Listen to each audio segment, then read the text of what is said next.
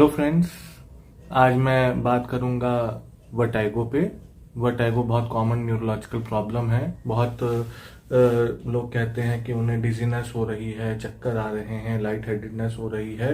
तो इन सबको लोग एक ही उसमें ले लेते हैं कि ये सब चक्कर आना होता है, मगर सब अलग अलग होता है। डिजीनेस अलग होता है, वर्टाइगो अलग होता है, लाइट हेडेडनेस अलग होता है। और ये मैं आपको बताऊंगा कि इसमें क्या क्या डिफरेंसेस होते हैं।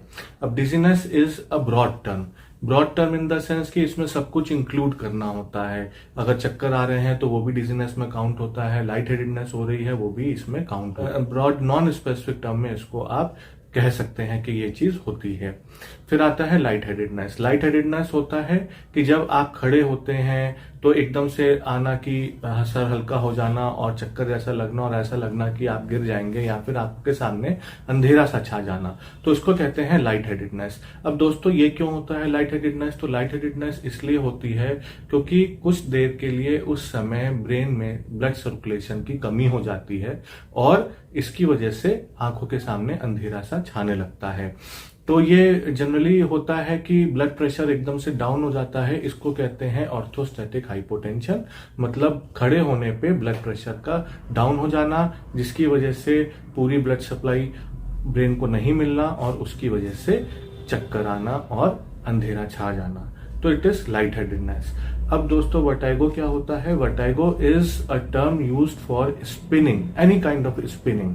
तो स्पिनिंग हो सकती है जिसमें चक्कर स्पिनिंग को जैसे सर घूमना, उसमें ये दो चीजें होती हैं, या तो लगता है कि हम घूम रहे हैं या फिर लगता है कि हमारी सराउंडिंग्स हैं वो घूम रही हैं।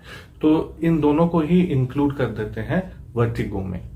अब वर्टिगो कई प्रकार के होते हैं जिसको क्लासिफाई किया गया है।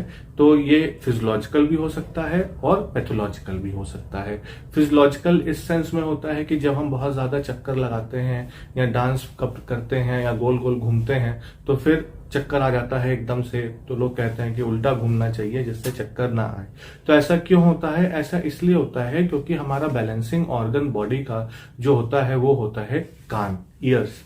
तो ईयर्स की वजह से डिसबैलेंस, अगर आप ज्यादा घूमेंगे तो ईयर को सेंसेशन पता नहीं चलता है, उसके जो प्रोप्रियोसेप्टिव सेंसेशंस होते हैं वो डिसऑर्गेनाइज हो जाते हैं, जिसकी वजह से चक्कर आने लगते हैं।